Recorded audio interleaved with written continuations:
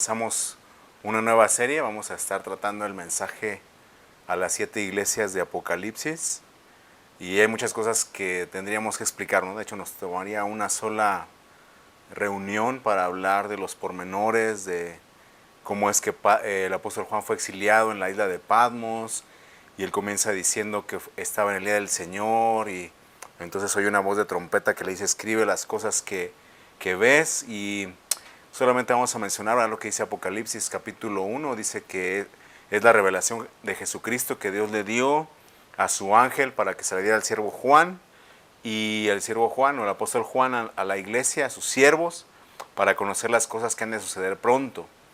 Por otro lado, recuerde que cuando el Señor Jesús está ascendiendo, hasta ya después de la muerte y resurrección, está ascendiendo, y entonces Hechos capítulo 1 ¿verdad? Dice que ese mismo Jesús que fue arrebatado al cielo será el mismo, así de la misma forma vendrá, pero Lucas 28 ¿verdad? Dice entonces que vayamos por todo el mundo, prediquemos el evangelio a toda criatura, pero él dice, me serán testigos en Jerusalén, en toda Judea, en Samaria y hasta lo último de la tierra.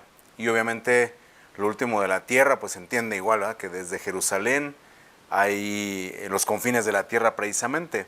Sin embargo, viéndolo así como una cronología de tiempo, cuando llegamos a Apocalipsis, vemos ahí que el Señor muy específicamente dice que se le dé el mensaje a las 7 iglesias de lo que en aquel tiempo se conocía como la región de Asia, no el Asia de China, Indonesia, todo eso que conocemos hoy como Asia, sino Asia Menor, que está un poco más pegado a Europa, a Roma, y entonces decide establecer ahí 7 iglesias. Recuerda también en la historia que el apóstol Pablo tenía la intención de ir a predicar a Asia, con lo que le quiero decir con esto es que se podría entender como lo último de la tierra, pero el Señor le dice, le da una visión al Espíritu Santo, le dice que pase más adelante a Macedonia y les ayude, y deja a Asia al final. Por eso le digo que entonces podríamos entender como que es lo último de la tierra y lo último del tiempo también, y entonces dice el Señor Jesús, escribe para mencionarle a mis siervos las cosas que deben suceder pronto. Y entonces la primera iglesia que se menciona en estos 7 iglesias, recuerda que 7 es número de plenitud, de perfección. Entonces había una corriente de estudiosos que decían que cada iglesia representaba un tiempo que iba a atravesar la iglesia, donde al final todos íbamos a llegar a una iglesia, a la iglesia de la Odisea, a la iglesia del pueblo, que bueno, a lo mejor tiene un ángulo de interpretación, pero entendemos más bien que al tratarse como una totalidad es algo que está ocurriendo simultáneamente, ¿no? Está ocurriendo simultáneamente Éfeso, Esmirna, Pérgamo, la Odisea, y lo vamos a ir viendo en el transcurso de las diapositivas. Ahí esta diapositiva, esta foto que usted ve como Éfeso es una reconstrucción digital, obviamente le voy a decir más adelante las ruinas, lo que hoy es, pero ahí con la ayuda de la inteligencia artificial, ¿verdad? De la tecnología, se determina que este era el templo de Diana de los Efesios, ¿no? Entonces era una de las 7 maravillas del mundo antiguo, es algo que tiene que ver así como van los imperios descritos en Daniel, con el sueño que tiene el rey Nabucodonosor, ¿verdad? Usted recuerda al imperio babilónico, luego el imperio persa, el imperio asirio, el imperio griego, que es de donde vienen muchos libros de filosofía, mitología. Y entonces una de las diosas, que eran 3 vírgenes, eran 12 dioses del Olimpo, pero había 3 vírgenes, una de ellas era Artemisa o Diana, y entonces el libro de Hechos relata que decía la gente de aquel tiempo una imagen venida de Júpiter, ¿no? Y por eso viene la imagen ahí. Es algo que si a usted le gusta ir a los museos va a encontrar en las diferentes culturas, en diferente mundo, bueno, diferente a nivel mundial me quiero decir, que siempre hay una deidad femenina, ¿no? Una deidad femenina, y no debemos pensar así como que era gente ignorante y que le atribuían la fertilidad solamente a una deidad, ¿no? Es algo que tenían alguna influencia, algún conocimiento que nosotros no tenemos al día de hoy, pero ahí están los vestigios, ¿verdad? Ahí está el testimonio histórico. Y entonces esta imagen que tenía que ver con la fertilidad, con la cosecha, recuerde que mucho se movía aquel tiempo la agricultura, la pesca, de hecho es la Diana Cazadora, ¿no? Ahí en México hay una escultura que así se llama, la Diana Cazadora, pero viene del mismo nombre, ¿no? le decía a mi esposa, la película de Wonder Woman, ¿no? La actriz o el personaje, su nombre es Diana, ¿verdad? Diane, o sea que tiene que ser Diana. Igual en su película pelea contra Ares, el dios de la guerra. Es algo interesante la mitología, solamente para que usted sepa. Y entonces le digo esto porque hay 3 iglesias de esas que vamos a ver, de estas 7 que vamos a ver, hay 3 que se puede ubicar su historia en la Biblia y también su ubicación geográfica, ¿no? De hecho es algo muy interesante. Si le pregunta ahí a Google, le dice cómo llego al templo de Artemisa. Obviamente de aquí nos tardaría días, pero si usted quiere visitarlo, perdón, está en Turquía, está ahí en el número 12 de la Atatürk Park Yulu, ¿no? Ahí en Turquía. Si lo quiere buscar, ahí está, el puntito A, el templo de Artemisa. Obviamente no lo va a encontrar como la foto que le enseñé al principio. Lo que va a ver son ruinas, ¿no? Vestigios. Era un lugar donde la piedra preciosa de aquel tiempo era el mármol, ¿no? Era una joya arquitectónica que con el paso del tiempo pues simplemente quedó ahí la ruina, el vestigio. Y aquí está el mapa de donde se ubica en la región antigua. Todo eso que ve redondeado, así es el Imperio Romano. Recuerde que no es antes de ser la Iglesia Romana, era el Imperio Romano, y por eso fue que de ahí vienen muchas cosas. Pero entonces aquí está Italia, ¿va? España, acá está Jerusalén, África, Arabia, Egipto, el río Nilo, y Éfeso está aquí. Entonces le menciono esto porque lo menciona primeramente aquí la Biblia, porque Éfeso era como el centro, ¿no? O sea, hacia donde usted quisiera ir en aquella región antigua, norte, sur, este, oeste, comercialmente, culturalmente, políticamente, era un punto clave. De hecho, aquí está Tarso, que fue donde nació el apóstol Pablo, antes Saulo de Tarso, y entonces aquí está Éfeso, ¿no? Y tiene toda esa influencia cultural de Grecia propiamente, ¿no? Obviamente bajo el Imperio Romano, que era un reino helenístico, o sea que no imponía su cultura, solamente el gobierno, pero dejaba que cada quien tuviera sus ideas. Y entonces ahí se sitúa Éfeso, los diccionarios bíblicos lo transcriben como lugar de deleite, pero viendo varios comentarios creo que tiene más sentido. Dice que hay un nombre de raíz hitita, que bueno, nosotros lo leemos como Éfeso, pero que el nombre hitita es Apasa, ¿no? Apasa, que significa ciudad de la diosa madre. Luego entonces, si usted estudia a nivel mundial, es interesante, ¿no? Porque hasta nuestros días es por eso que se ha levantado la corriente feminista, ¿no? Que no apoya precisamente los derechos de la mujer, sino usted sabe lo que promueven, pero es algo que viene desde la antigüedad, ¿no?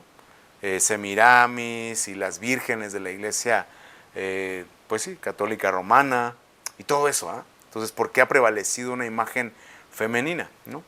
Y le digo eso porque el nombre Éfeso significa ciudad de la diosa madre, ¿no? Entonces eso solamente es un detalle cultural para que usted lo tenga, lo ubique, así como que se ubique en su mente el mapa, el contexto de cómo fue. Ahorita vamos a ver en Hechos 18 y 19, menciona cómo fue que el apóstol Pablo comenzó la obra en aquella región, pero nos concierne el mensaje de las 7 iglesias que está en Apocalipsis, ¿no?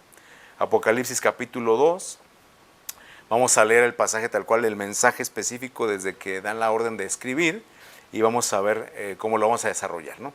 Entonces dice la escritura: escribe al ángel de la iglesia en Éfeso, el que tiene las 7 estrellas en su diestra, el que anda en medio de los 7 candeleros de oro, dice esto: yo conozco tus obras, tu arduo trabajo y paciencia, que no puedes soportar a los malos, has probado a los que se dicen ser apóstoles y no lo son, y los has hallado mentirosos, y has sufrido, y has tenido paciencia, y has trabajado arduamente por amor de mi nombre y no has desmayado. Pero tengo contra ti que has dejado tu primer amor. Recuerda, por tanto, de dónde has caído y arrepiéntete, y haz las primeras obras, pues si no, vendré pronto a ti, quitaré tu candelero de su lugar si no te hubieras arrepentido. Pero tienes esto, que aborreces las obras de los nicolaitas, las cuales yo también aborrezco. El que tiene oído, oiga lo que el Espíritu dice a las iglesias. Al que venciere, le daré a comer del árbol de la vida, el cual está en medio del paraíso de Dios. Y ahí termina y pasa a la siguiente iglesia. Entonces, si usted no ha dedicado tiempo a estudiar la Biblia, concéntrese aquí, ¿no? Entonces, el mensaje a las 7 iglesias, cada iglesia que vamos a estar leyendo estos 7 domingos con el favor de Dios, van a presentar una estructura de 4 puntos principales, ¿no? Entonces, 4 puntos principales que queremos desarrollar. A cada iglesia Jesús se presenta de una manera diferente. Entonces, ¿cómo se presenta Jesús a cada iglesia? Hay una que le dice el que estuvo muerto, pero aquí vivo, el que tiene las llaves, ¿no? Entonces aquí se presenta como el que tiene las 7 estrellas. A cada iglesia le hace un reconocimiento primeramente positivo, que es algo que nos va a servir para toda relación interpersonal, ¿verdad? Mencionar primero lo bueno, así, bueno, te reconozco tu esfuerzo. Como padres, ¿no? A veces vamos directo a sancionar la falta o lo que estuvo mal, pero Dios siempre reconoce lo bueno primero, ¿no? O sea, primero nos pone la anestesia, primero lo bueno y luego lo malo, ¿no? Porque Él no da por inocente al culpable, el reconocimiento de lo negativo, o sea, lo que Él llama las cosas como son. Le da el reconocimiento negativo, pero a cada iglesia también vamos a ver que le da la indicación correctiva, o sea, cómo corregirlo, qué corregir, y una recompensa, ¿no? No nada más la obediencia per se, sino que le da también una recompensa. En el pasaje que vamos a estudiar o que estamos estudiando, se lo puse ahí por colores para que lo pueda ubicar en su mente más claramente. Entonces, este mensaje de los Efesios o de Éfeso, Apocalipsis 2, dice, ¿cómo se presenta Jesús? Se presenta como el que tiene 7 estrellas en su diestra y que anda en medio de los candelebros de oro, ¿no? Le digo que a mí me gusta trabajar con la IA y entonces me hacía esta imagen, ¿no? Porque dice que una cabellera blanca, ojos como llama de fuego, pies bruñidos como un horno refulgente. Recuerde que el Nuevo Testamento, aunque se escribió en griego, por hebraísmo, cuando vemos las 7 lámparas, se traducen como 7 menorás, ¿no? El candelabro hebreo. Y bueno, aquí lo pone así como 7 estrellas, ¿no? En su mano derecha muy específicamente. No sé, porque bueno, científicamente pues ya se sabe que son condensaciones de gas y demás, cómo lo haría, no sé. Pero para efectos gráficos la IA me lo puso así, 7 estrellas en su mano derecha. Y es la visión que tiene Juan, dice que es el que hablaba, ya no dice que era Jesús, dice ve a uno semejante al Hijo del Hombre, ¿no? Con vestiduras blancas hasta los pies, un cinto de oro sobre su pecho, aquí la IA lo puso en la cintura, dice sobre su pecho, y toda la descripción que, bueno, vamos a poder ver más adelante, ¿no? Entonces le presento esto porque así es como se presenta Jesús a Éfeso, ¿verdad? Como el que tiene las 7 estrellas en la diestra, que en el medio de los candelabros de oro. ¿Qué le reconoce? Le reconoce, vamos a verlo más adelante, las buenas obras, el arduo trabajo. Le puse ahí lo que le reclama, ¿verdad? El reconocimiento negativo y cómo corregirlo. Ahí vamos a poder poner el screenshot ahí en nuestra página para que lo pueda estudiar. Entonces vamos a ver así esos 4 puntos con el favor de Dios. Vamos a ver primero cómo se presenta Jesús, ¿no? A ver si lo puede ver ahí con las letras, nos ayudan. Dice que se presenta como el que tiene las 7 estrellas en su mano. Apocalipsis 1:20, claramente le dice el Señor Jesús a Juan, le dice el misterio de las 7 estrellas que has visto en mi diestra y de los 7 candeleros de oro es este. Las 7 estrellas son los 7 ángeles de las 7 iglesias y los 7 candeleros que has visto son las 7 iglesias, ¿no? Entonces le dice ahí es un misterio. Recuerda que Apocalipsis es un libro de muchas figuras y vamos a estudiarlo bajo la premisa de que la Biblia se interpreta a sí misma, ¿no? Obviamente entendemos el trabajo de comentaristas, estudiosos, eruditos, y van complementando, ¿no? Lo que nos da la geografía, la historia, pero básicamente la Biblia se interpreta a sí misma. Entonces aquí claramente nos dice que las estrellas, dice, son 7 ángeles, pero muy específicamente hay que poner atención cuando la Biblia menciona detalles específicos, ¿no? No dice 7 estrellas en el firmamento, dice 7 estrellas en la mano, y no solamente en la mano, sino que en la mano derecha de Jesús, que es en su diestra. Entonces le decía a mi esposa, hablar de la diestra de Dios es un tema por sí mismo, ¿verdad? Porque usted recordará aquel bebé, aquel personaje, Benjamín, que significa hijo de la diestra.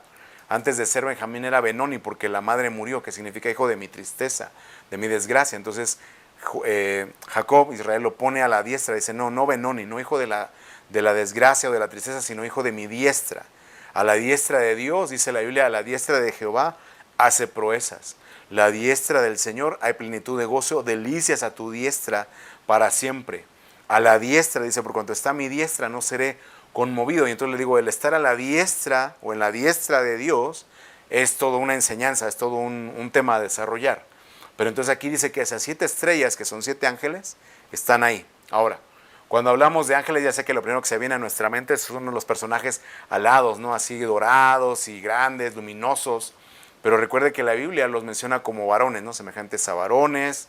Obviamente tenemos que estudiar un poquito ahí en la palabra, el significado de la palabra ángel, ¿verdad? En el griego no solamente significa el ser alado, bueno, que no son alados, esos son los querubines, pero significa mensajero, por implicación pastor. Dice que es un guía, específicamente alguien que pasa el tiempo con y que tiene una influencia, ¿no? Entonces es como un maestro, un guía. Y entonces el Señor está diciendo, bueno, hay 7 iglesias en la revelación del último tiempo, y cada iglesia tiene un ángel, una potestad, un encargado, alguien con el que el Señor trata. Ahora, lo que quiero que vea es de que uno podría decir, qué bueno, entonces ese mensaje de las 7 iglesias no es para mí, ¿verdad? Es para el ángel, el encargado, sea que lo pueda ver o que no lo pueda ver. Pero estaríamos eximiéndonos de nuestra responsabilidad, porque vea que cada mensaje a las iglesias termina diciendo, el que tenga oídos para oír, oiga lo que el Espíritu dice, no al ángel, ¿no? Propiamente, aunque así empieza, dice, escribe al ángel de tal iglesia. Pero termina diciendo, el que tenga oído para oír, oiga lo que el Espíritu dice a las iglesias. ¿Vamos bien ahí? Ahora, le digo, partiendo de que la Biblia se interpreta a sí misma, dice Génesis 15:15, yo aquí le puse el significado figurativo a las figuras o lo que pueden significar las estrellas en la Biblia. Y entonces Génesis 15:15, recuerde que cuando está comenzando la historia, Dios tiene un trato con Abraham y entonces le dice, sal fuera y cuenta las estrellas y puedes contarlas.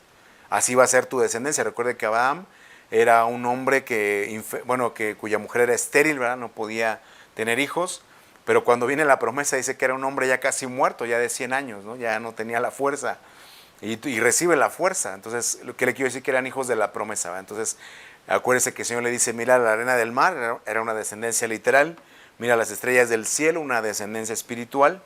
Pero entonces ahí nos abarca cada uno de nosotros, ¿verdad? Todos los gentiles entramos ahí en esas estrellas, somos descendientes de Abraham. Entonces cuando en esa figura, ¿verdad?, que el Señor tiene las estrellas en su mano, es que todos aquellos que por la fe creemos en Jesús como el Hijo de Dios, que murió y resucitó al tercer día, que fue el sustituto por nuestros pecados para estar en paz con Dios, entonces venimos a ser también figuradamente estrellas en la diestra de Dios. ¿Vamos bien ahí?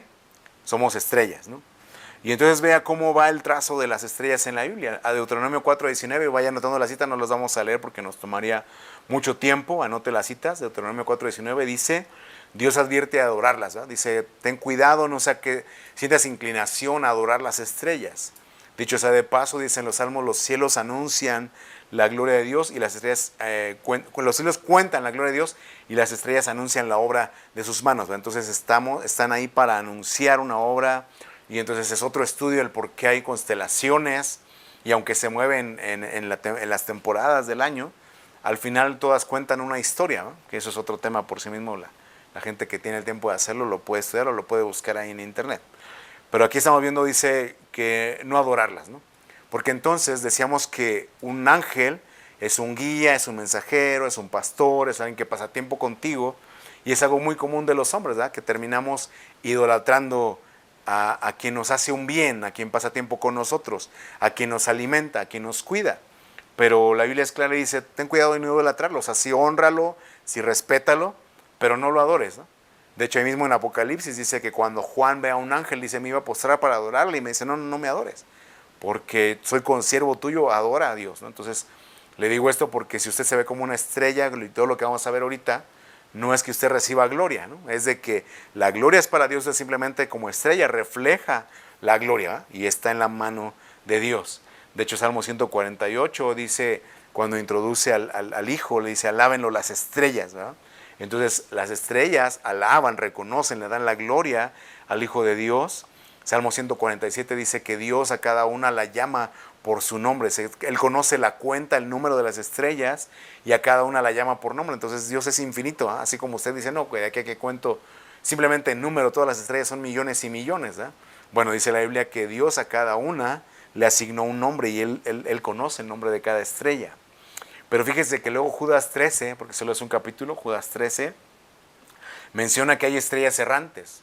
Acuérdense que hemos visto que error, es obtener un resultado diferente al calculado. Entonces, ¿qué lo podemos aplicar? Una estrella es algo que usted ve en el espacio, ¿verdad? Está afuera, tiene luz, brilla, nos llama la atención, nos puede dar una guía en medio de la oscuridad. Aplicándolo en nuestros días pueden ser todos los influencers, ¿no? Tienen seguidores, gente que los admira, gente que los sigue. Pero dice la Biblia, nos advierte, dice, pero cuidado porque si no eres una estrella en la mano de Dios, en la mano de Jesús, vas a ser una estrella errante. O sea, sí brillas, sí tienes gloria, tienes reconocimiento, tienes seguidores, pero no tienes un rumbo. O sea, realmente no sabes a dónde vas. Y todos los que te siguen también van para allá, ¿verdad? Que dijo el Señor Jesús, un ciego no puede guiar a otro ciego, ambos van a caer en el hoyo. Entonces le dice, hay estrellas errantes, y ahí en Judas 13 usted puede ver a quiénes se refiere, quiénes son esas estrellas errantes, ¿verdad? Pero lo que estamos viendo es que uno no está siendo trabajado en la mano de Dios, ¿verdad? En la mano de Dios. Tenemos que tener cuidado. Primera de Corintios 15, el apóstol Pablo dice que cada estrella, dice, tiene una gloria diferente. Entonces no nos podemos sentir mal porque aquel ha logrado otras cosas que yo no he logrado, y etcétera, porque dice la Biblia claramente, cada estrella, es diferente en gloria a otra. Usted tiene una gloria, usted es bueno en ciertas cosas, usted es bueno en ciertas actividades, desarrolla otro tanto, pero hay otra persona que es totalmente diferente, y la idea de Dios es complementarnos, ¿verdad? Que entre todos seamos una sola constelación, una sola cosa. Luego Daniel 12:3 dice que las estrellas, dice, guían a la justicia, ¿no? Entonces le digo, piensen en eso, o sea, una estrella, cualquier estrella del mundo, un influencer, dígame a qué lo guían, a la justicia o simplemente al deseo personal, ¿no? ¿A qué te guían? El que es una estrella en la mano de Dios es una estrella que siempre te va a guiar a la justicia. Dice la Escritura, hijos, honren a vuestros padres porque esto es justo. Aprender a ser agradecidos con lo que les dan es algo que es justo. Sométase toda persona a toda autoridad porque eso es justo, ¿verdad? Cuando el Señor Jesús viene con Juan el Bautista a bautizarse, le dice, es bueno que cumplamos con toda justicia, todo lo que es justo, todo lo verdadero, todo lo honesto, algo digno de virtud, en esto pensad, dice la palabra. ¿Sí me estoy explicando? Eso es una estrella en la mano de Dios, alguien que anuncia o que guía a la justicia, a perpetuidad, dice Daniel.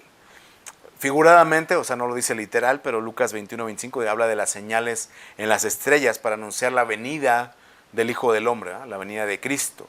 Entonces, como iglesia y como parte en esa figura de las estrellas, nosotros es por eso que escucha en la iglesia Cristo viene, Maranata, ¿va?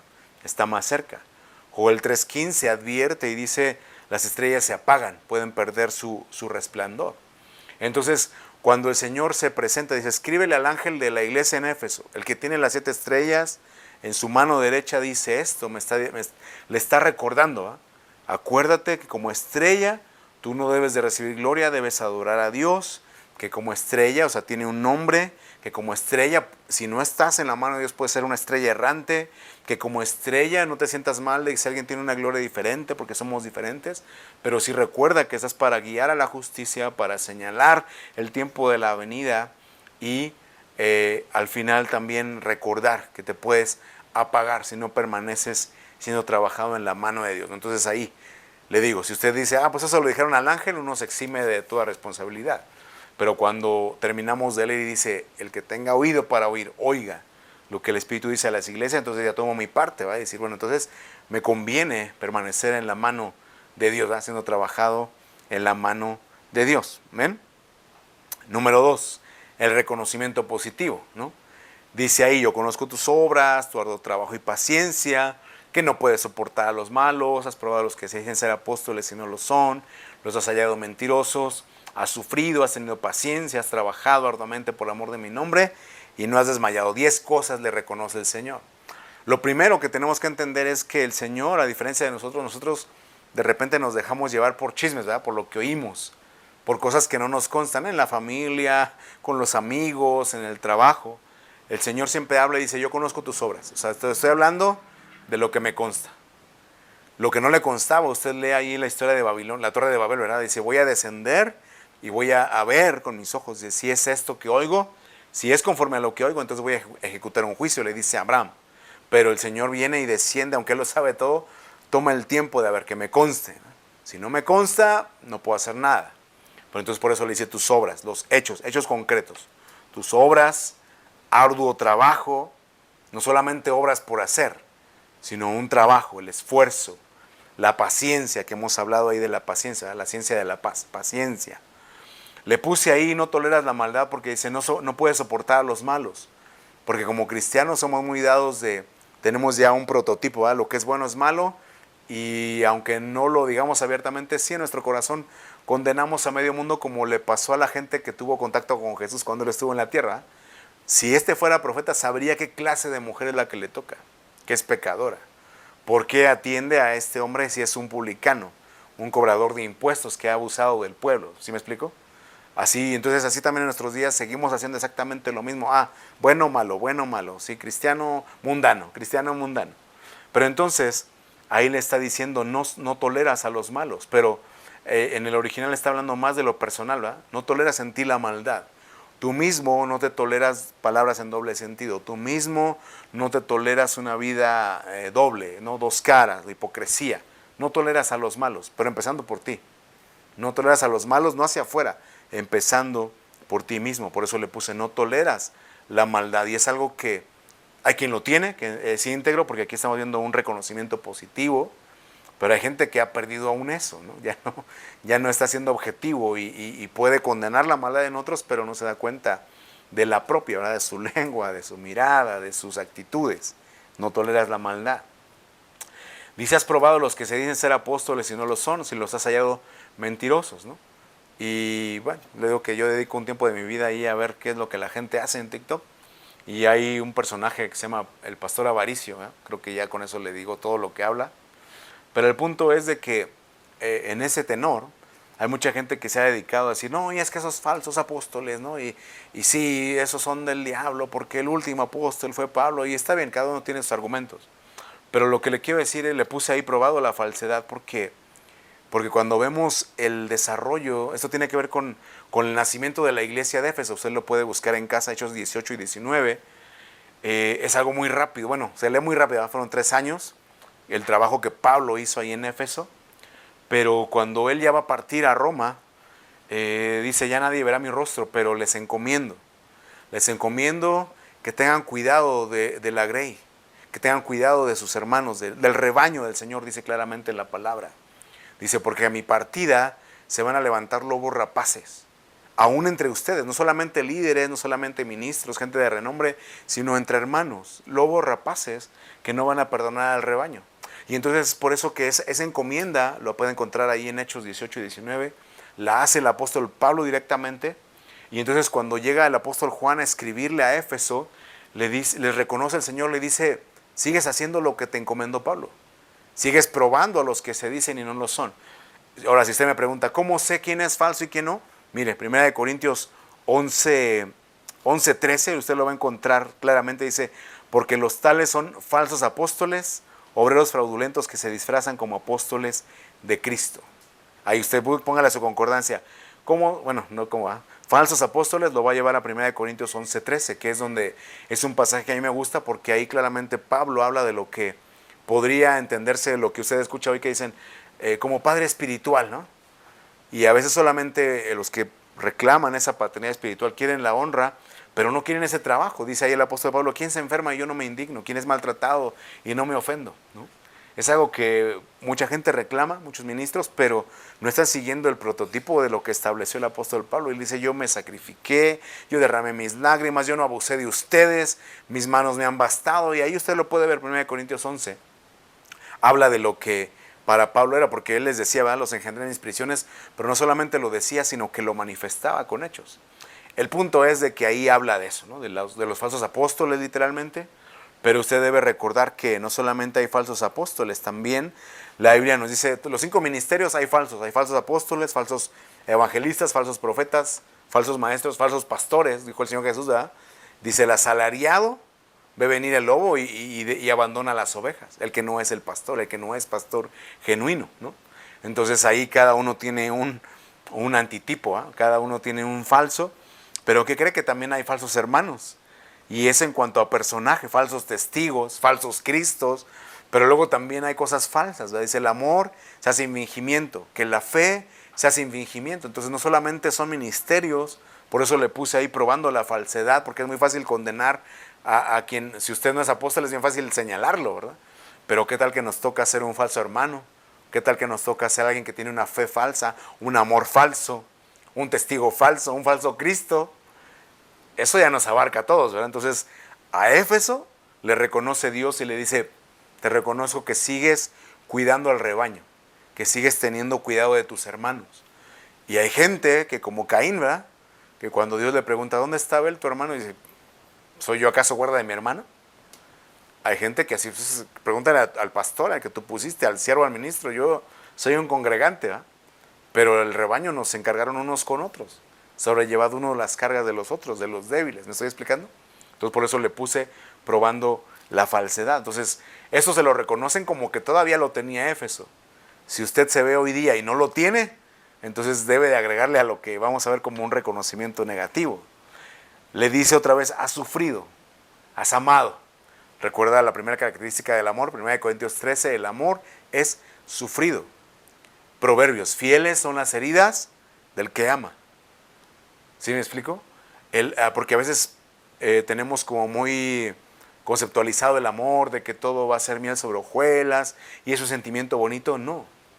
Para Dios el amarnos cada día a pesar de cómo somos, para Dios manifestarnos primeramente el amor, porque dice la Escritura claramente, en esto hemos conocido el amor, no que nosotros hayamos amado a Dios primero, sino que Él, siendo un pecador, Cristo murió por nosotros.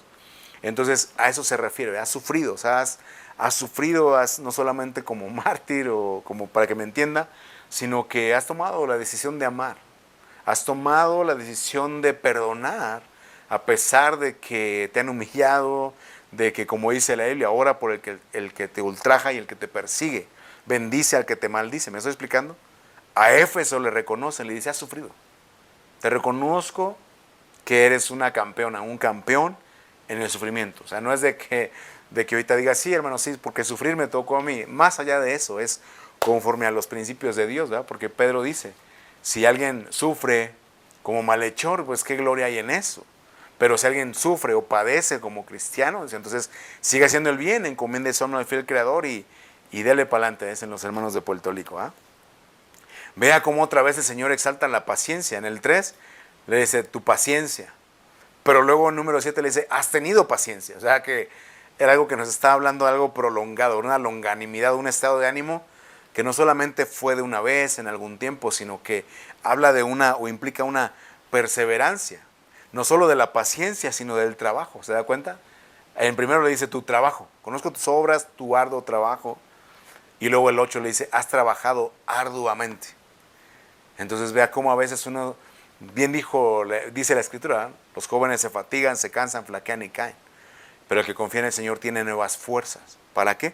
Para seguir trabajando, porque a su tiempo segaremos y no desmayamos. Hay cosas que cansan, dice el apóstol Pedro. ¿Eh? No nos cansemos de hacer el bien, que a su tiempo segaremos si no desmayamos. Ahora quiero que vea que en la Reina Valera 60 dice, has trabajado arduamente por amor de mi nombre. Y quiero adelantarme, porque en el reconocimiento negativo lo principal que le reclama el Señor a esta iglesia es, dice, pero tengo contra ti que has dejado tu primer amor. Pero vea que antes en lo bueno le dice, reconozco que lo que has hecho es porque amas mi nombre, por amor a mi nombre. ¿Qué le está diciendo ahí? ¿Cómo explicamos que más adelante le va a decir, tengo contra ti que has dejado tu primer amor? Pero ahorita le está diciendo, lo haces por amor a mi nombre. Entonces recuerde que los nombres de Dios, Jehová Jireh, mi proveedor, Jehová Rafa, mi sanador, Jehová Sabaoth, Jehová de los ejércitos, el que pelea mis batallas, claro, honrar a Dios, amar a Dios por lo que Él hace, por lo que Él nos da, claro, cualquiera es fácil, ¿verdad? Bueno, claro, si recibí un beneficio, es como muy fácil amarte. Pero ¿qué pasa cuando tenemos que atravesar un Getsemaní como Jesús? Padre, si quieres pase de mí esta copa, pero no se haga como yo, sino como tú quieras. Hágase, Señor, tu voluntad. Cuando no nos da lo que queremos, cuando no sana a ese familiar que amamos y que ayunamos y que creemos genuinamente que el Señor lo puede levantar y no lo hace, ¿seguimos amando? Porque entonces es lo que dice el Señor, sí, amas mi nombre, Pero cuando mi voluntad es un poquito diferente a la tuya, tengo contra ti que has dejado tu primer amor. Cuando ya las cosas no son como tú quieres. Entonces ahí es donde nos cuesta trabajo. O sea, el Señor le dice, reconozco que amas mi nombre, te lo reconozco. Pero acuérdese que amar es como con la pareja o como con los hijos. Aunque los hijos se porten mal, y iba a decir sean malvados, aunque algunos hijos sean malvados, uno no va a dejar de amarlos. Son nuestros hijos. Así es Dios como Padre. Claro que a Él como Padre también le duele. O sea, quisiera que me amaras, que vieras. O sea, no lo espero, no te lo estoy reclamando, pero que vieras un poquito el sacrificio, ¿eh? Y que no solamente amaras el nombre, lo que te doy, sino que me amaras como persona. ¿Me estoy explicando? Porque es lo que le pasó aquí a esta iglesia. Y le dice, y no has desmayado. Acuérdese que alguna vez hablamos del desmayo, y entonces en lo natural es un reflejo ante una situación que el cuerpo no puede soportar, ¿verdad? Una presión muy fuerte, una impresión, un golpe, un trauma, ¿verdad? Entonces el cuerpo, una reacción natural es que se va a desmayar. Pero en lo espiritual, el desmayo es una decisión. Usted lo ve desde Josué, que le dice, aquí te mando que te esfuerces, seas valiente, no temas, ni desmayes. El desmayar es una decisión. Le comentaba, dice la Biblia, ¿verdad? No nos cansemos pues de hacer el bien, porque a su tiempo segaremos, si no, desmayamos. El desmayo espiritualmente es una decisión. En lo natural es algo que tú vas a dar tu máximo y si no puedes, te vas a desmayar. Pero en lo espiritual es una decisión consciente. Amén. Entonces por eso aquí le dice Dios a la iglesia, te reconozco que aunque has trabajado, has sido paciente, has perseverado, has hecho todas estas cosas, te reconozco que no has desmayado. Ahora, vamos a ver el reconocimiento negativo. Le dice el verso 4, pero tengo contra ti, es una palabra fuerte, ¿eh? Tengo contra ti que has dejado tu primer amor. Recuerde que cuando lo desmenuzamos en lo etimológico, tu primer amor es el primero, no es el primero, aquel amor de verano, los que ya somos viejos, sino aquel amor platónico de la juventud, sino no solamente eso, sino el primer amor en cuanto a rango, a importancia, a tiempo, a preferencia, a quien uno quiere estar, ¿verdad? Has dejado tu primer amor. Y en el argot cristiano, cuando decimos primer amor, nos referimos o damos a entender que es cuando es alguien recién convertido, ¿verdad? Déjalo, es que está en su primer amor. Pero déjalo que avance unos años y a ver si permanece en ese primer amor, cuando claramente sabemos que el Señor Jesús es algo que espera, ¿verdad? Que le dice a esta iglesia, tengo contra ti que has dejado, ya no soy el primero. Ya no soy el primero en rango, en importancia, en valor para ti, ya no soy el primero. Y le acabo de leer cómo le dice, ¿va? Reconozco que amas mi nombre, pero ya no soy el primero. ¿Me explico? Entonces, es así como el amor, cuando usted estudia el amor, dice, no es que no ames, ¿verdad? Dice, pero los hombres amaron más las tinieblas que la luz, porque sus obras eran más. Así amaban la luz, pero amaban más las tinieblas que la luz. Herodes, ¿verdad? Dice, amaba más la gloria de los hombres que la gloria de Dios. Entonces, usted tiene que hacer un alto esta mañana y ver y decir, a ver, eso del Éfeso, o sea, sí se lo escribieron al ángel, pero ya vimos que en la figura de las estrellas yo tengo una parte, ¿va? Atendiendo a la indicación de que oiga lo que el Espíritu dice a las iglesias, yo tengo que ver qué me corresponde a mí. Yo he dejado a mi primer amor. Hace tiempo, cuando mi hijo estaba con los grupos de jóvenes, a mí me sorprendió una pregunta que les hizo, no sé si se acuerde, que les decía, si tú en algún momento de soledad, yo le estoy agregando la edad, ¿sabes? Pero en algún momento, si tú te pusieras a pensar, ¿quién me ama? De joven a joven, ¿pensarías en mí como tu hermano en Cristo? Y la mayoría no tenemos a alguien, o no tienen a alguien, gracias a Dios sí tengo a alguien, pero muchos se sienten solos, rechazados. Es que nadie me ama, a nadie le importa en la iglesia. Se lo digo así, porque usted piénselo, o sea, piénselo usted a lo que recibe, pero piénselo también en cuanto a lo que da, ¿verdad? ¿Será que alguien, o ese familiar, ese que dice su amigo, sí sabrá que lo ama? ¿Sí se sentirá amado? Piense usted. Así como yo sé que muchos crecimos, fuimos duros, la vida fue dura, y está bien, ¿no? No esperamos un regalo en nuestro cumpleaños, pero ¿a poco no se siente bonito, no? Revise su lista de amigos y usted vea a quién, una llamada, un mensaje, un detallito, una tarjeta, una gift card o algo, O el que se toma el tiempo de ir a comprar, pedir con tiempo ahí en Amazon. Ah, ya le hice gol, a ver si nos dan patrocinio. Algo, ¿no? Hay gente que no, así, fue tu cumpleaños, ups. Tengo mi amigo que cada enero cambia su cumpleaños. Cada enero, si no es Facebook que me recuerda, ¿por qué él lo mueve cada mes, cada año? Pero bueno, entonces le digo esto porque entonces ahora aplíquelo hacia Dios. O sea, le dice, es para que entienda el reclamo de Dios. Tengo contra ti que has dejado tu primer amor. O sea, sí me amas, no digo que no. Pero ya no soy lo primero. No soy tu primera opción, lo primero en que piensas, lo primero que te deleitas. Ya no. ¿Qué cambió ese lugar que le correspondía a Dios? De tu amor, que de hecho es el primer y grande mandamiento, ¿verdad? Amar al Señor tu Dios con todo tu corazón, con toda tu alma, con toda tu mente, con todas tus fuerzas. Cuando nosotros ya no hacemos eso, no solamente es que no sea el primer amor, sino que aparte estamos desobedeciendo el primer mandamiento. Y eso, según entiendo, lo tienen tanto católicos como cristianos, ¿verdad? El primer mandamiento, porque así está escrito. Se lo saben de memoria los niños en la doctrina o en el catecismo. Dígame si lo hacemos. Y entonces es por eso que llegamos a Éfeso y el Señor comienza diciendo: la primera iglesia, tengo contra ti. Mi queja contra ti es que dejaste tu primer amor. Ahora aquí yo se lo puse en el reconocimiento negativo, pero creo que era más en la corrección, ¿verdad? Ahora yo le quería decir que no solamente es dejar el primer amor. Le puse el texto por eso, porque le dice: recuerda por tanto de dónde has caído. Entonces el estar caído es que estaba en una posición alta, una posición superior, un lugar en alto, y uno cae, ¿verdad? Y ahí usted puede ver en la Biblia de dónde cae uno. Cae uno de la gracia, cae uno en pecado, hay muchas caídas, ¿verdad? Dice la Biblia 7 caídas del justo. Pero dice ahí: dejaste las primeras obras, ¿sí? Porque le dice: recuerda por tanto de dónde has caído, arrepiéntete y haz las primeras obras. Entonces le digo, en el argot cristiano, el primer amor nos referimos a quien está recién convertido, recién entregó su vida a Dios, se reconcilió con Dios, le pidió perdón, siente bonito, siente que vuela cuando camina. Pero vea cómo aquí el Señor le dice: haz las primeras obras.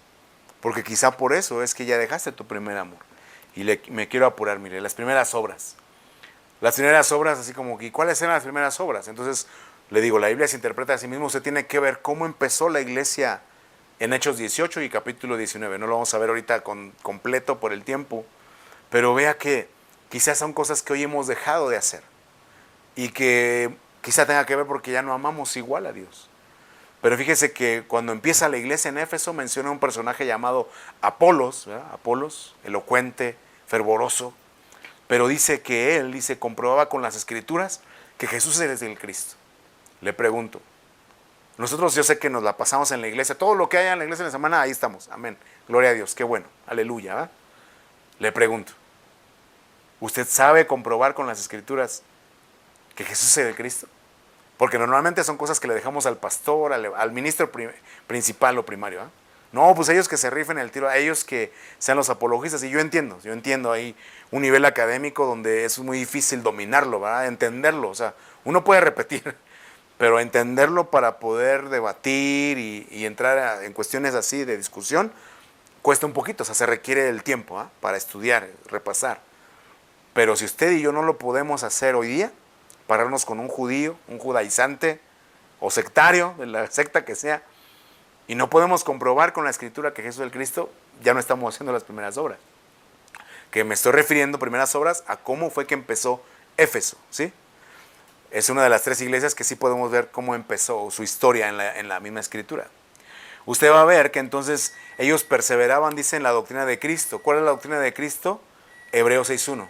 Ahí claramente dice, dice, nosotros avancemos a la perfección, dejando ya los rudimentos de la doctrina de Cristo, los bautismos, imposición de manos, resurrección de los muertos, el juicio eterno. Son 6 doctrinas. Le pregunto, ¿usted las domina? Entonces no está haciendo las primeras obras. 3.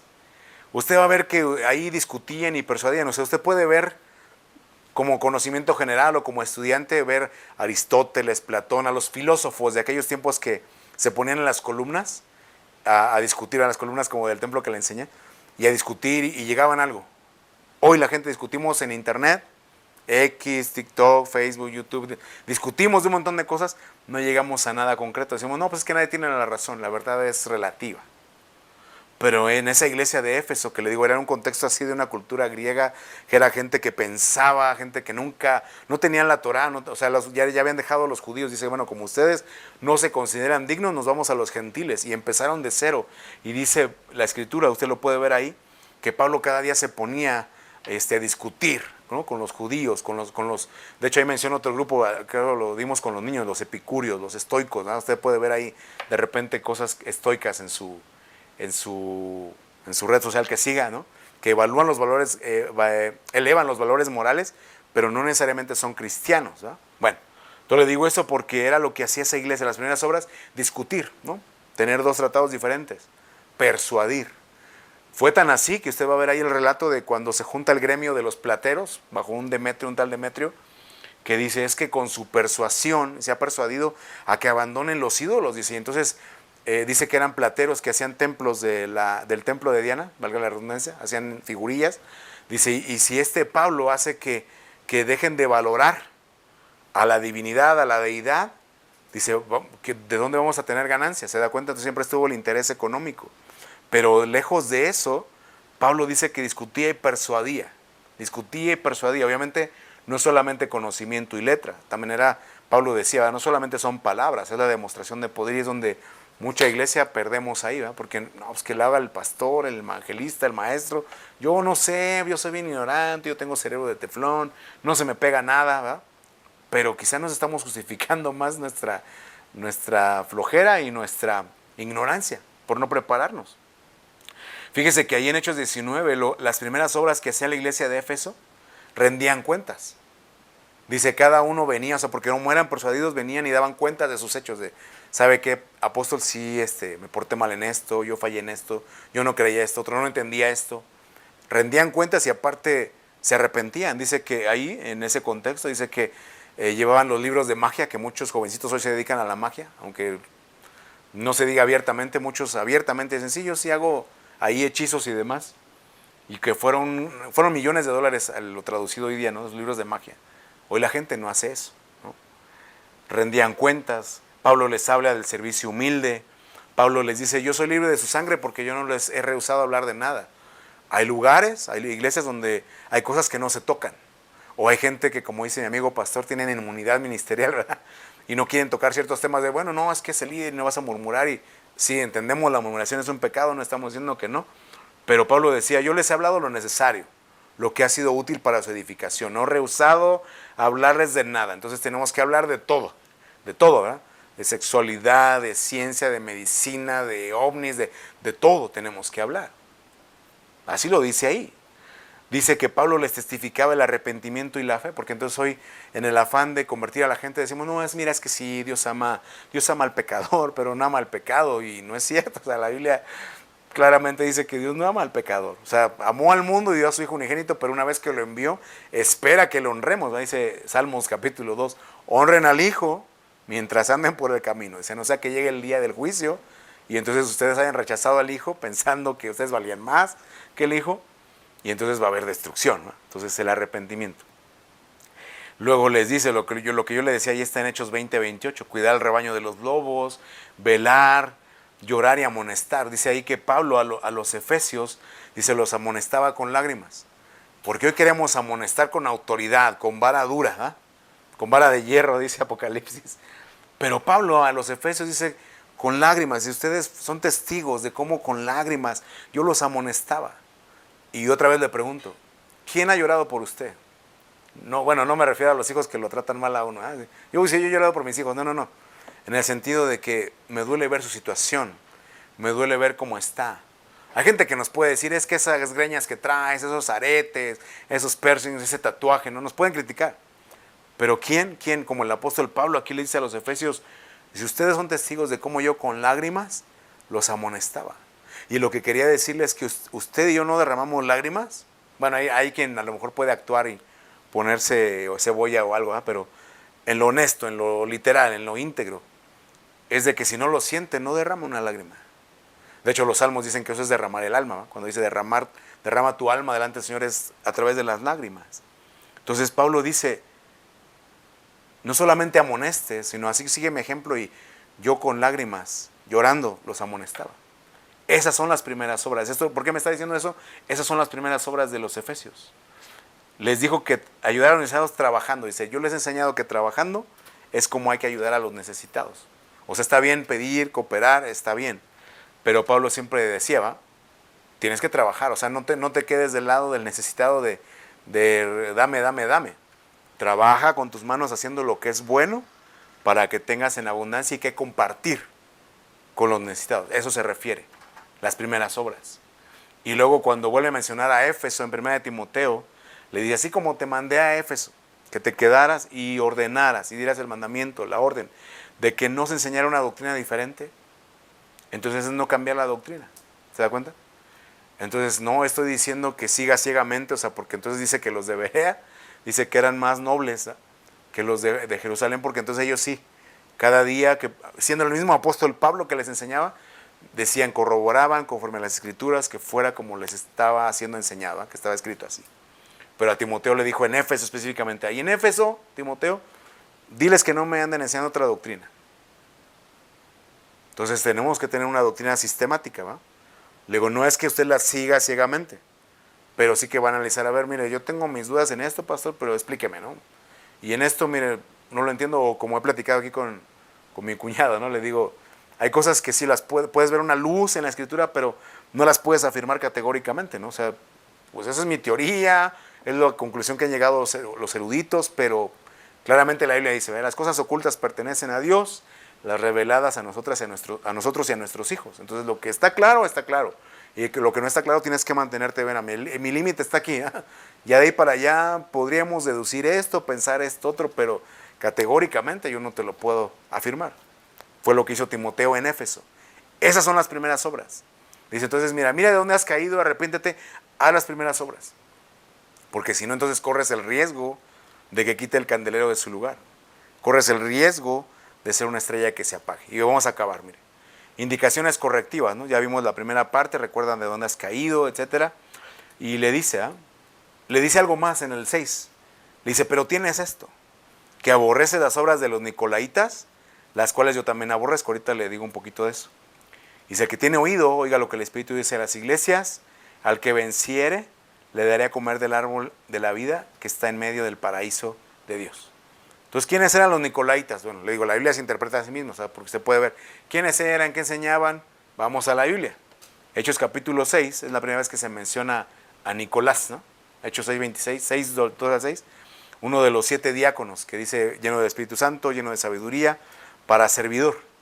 Pero dice ahí Nicolás, prosélito de Antioquía. ¿Sabe qué significa Nicolás? Nicolás, o sea, como usted conoce los tenis, como le diga Nike o Nike, Victoria y Laos, ¿no? ¿Cómo se deriva Nicolás? Nikelaos, ¿no? Nikelaos, victorioso sobre el pueblo, que gobierna sobre el pueblo, la democracia. ¿Por qué le puse Hechos capítulo 6? Porque entonces es como comienza el libro de los Gálatas, ¿verdad? Le dice, ¿quién los fascinó? Que habiendo comenzado por el Espíritu, has terminado en la carne. O sea, empezaste genuinamente en el Espíritu, guiado por el Espíritu, pero te desviaste, te guiaste por la democracia, ¿no? Lo que decía el pueblo, Nike o Nike Laos, ¿no? Victoria del pueblo o sobre el pueblo. Cuando entonces ya no pides la dirección de Dios, sino que el centro ya no es Cristo, en donde te reúnes, en donde estudias la Biblia, en tu vida, sino que ya es porque es lo que todo, al pueblo que fueres, haz lo que vieres, Nicolaita. A Éfeso le dijeron, te reconozco que tú no eres un Nicolaita. Lo vamos a ver más adelante con Pérgamo, también le dice, tienes esas obras que yo aborrezco, de los Nicolaitos, que empiezan con el Espíritu y se dejan llevar por lo que dice la mayoría, que al pueblo que fueres, haz lo que vieres. Eso el Señor lo aborrece. Y lo último, la promesa, ¿vale? Le dice, al que venciere, le daré del árbol de la vida que está escondido en el paraíso de Dios. Obviamente es algo tal cual como lo dice, ¿eh? Así como el arca de la alianza está ya en el lugar de Dios, en la habitación de Dios, ahí también está el árbol de la vida. Pero vea la figura, porque si usted pone árbol de la vida en su concordancia electrónica, lo va a llevar a Proverbios. Le dice, la sabiduría es árbol de vida. Practicar la justicia es árbol de vida. La palabra amable es árbol de vida. Vea el 13-12 de Proverbios. Cuando se pierde la esperanza, se debilita el corazón. Pero un deseo alcanzado es un árbol de vida. ¿Cuál es su deseo en este caminar? No es estar en la eternidad con Cristo, no ser descalificado, como dijo Pablo. Dice, no quiero que habiendo sido heraldo a otros, venga a ser descalificado. No es estar en la eternidad con Él. Ya el que aspira a oír que le digan, bien, buen servo y fiel, en lo poco fuiste fiel, en lo mucho te pondré entre negocios del Señor, bendito Dios, ¿verdad? Quien aspire a ser llamado a ser grande en el reino, porque dice el que enseñe estos mandamientos, pero no los practique, será llamado pequeño allá. Pero el que viva y lo predique, ese será llamado grande. Entonces, si usted está proyectándose a la eternidad, a eso se refiere el árbol de la vida. Y ya al final, en Apocalipsis 22, dice, bienaventurados los que lavan sus ropas para tener derecho. O sea, aunque yo sé que la salvación es gratis, es por gracia, sí, amén. Pero hay cosas que nos enseña la Biblia claramente. Dice, para tener derecho al árbol de la vida, tienes que lavar tus ropas. Dice, para tener derecho al árbol de la vida y entrar por las puertas de la ciudad. Amén. Ese es el mensaje a la iglesia de Éfeso. Espero que al estudiarlo algo le haya hablado el Señor hoy. Si tiene que regresar a las primeras obras, regresar al primer amor. Si usted quizá ya hoy es una estrella errante, va así como que yo ya no soy una estrella trabajada en la mano de Dios, tenga cuidado, porque el Señor le está advirtiendo hoy. O sea, esto dile a la iglesia del último tiempo, de aquel 2025, que puede ser que empezó como un Éfeso, ¿verdad? Que está en mi mano, pero que si sale de mi mano, se puede convertir en una estrella errante. Cierre sus ojitos conmigo, diga al Señor, Padre, sella esta palabra en mi corazón. Dame entendimiento, Señor, en lo que tenga que entender, en lo que quieras que yo vuelva a hacer, en lo que quizá nunca me animé a hacer, como hablarle a la gente, discutir, estudiar. A veces me justifico más en mi ignorancia y en mi flojedad de no querer hacer las cosas y digo, no, es que mi pastor, ese que tiene que hablar, el evangelista, los maestros de los niños, ellos, mi líder, ese que tiene que hablar, no yo, cuando vemos claramente que la responsabilidad es nuestra, Señor. Perdónanos también, porque el reclamo es claro, ¿verdad? Si hemos abandonado nuestro primer amor, si tú ya no eres el primero en rango, en importancia, en sentimiento, perdónanos.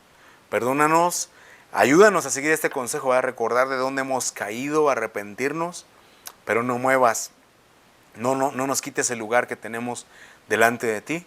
Y sobre todo, Señor, a pesar, como decía aquel canto, ¿verdad?, que podamos ser trabajado en tu mano, aunque eso cause dolor, pero es lo más seguro. No que vengamos a ser estrellas errantes, que no van a tener un destino eterno placentero, sino fuera de tu presencia. Perdónanos y ayúdanos. Ayuda a cada uno de mis hermanos, hermanas, amigos, amigas, que se dieron el tiempo de escuchar este mensaje, Señor. Bendícelos y acompáñalos en esa semana, por favor. Te lo pedimos en el nombre de Cristo Jesús. Amén. Amén. Nos despedimos. Los bendecimos, nos vemos la próxima semana con el favor de Dios.